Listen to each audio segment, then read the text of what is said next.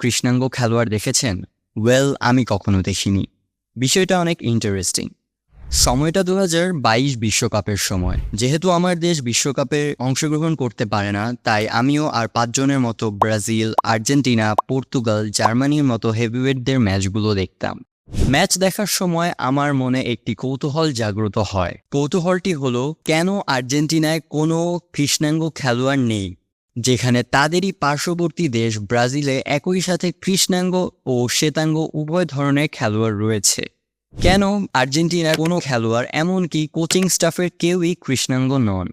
ইতিহাস কি বলে? আর্জেন্টিনায় কি কখনো কোনো কৃষ্ণাঙ্গ মানুষ ছিল না, যার কারণে আজকের এই দলে কোনো খেলোয়াড় কৃষ্ণাঙ্গ নয়? আপনাদেরকে শুরুর প্রশ্নটা আবার করি। আপনি কি কখনো আর্জেন্টিনার জাতীয় দলে কোনো কৃষ্ণাঙ্গ খেলোয়াড় দেখেছেন? দেখে থাকলে কমেন্টে তার নাম লিখুন।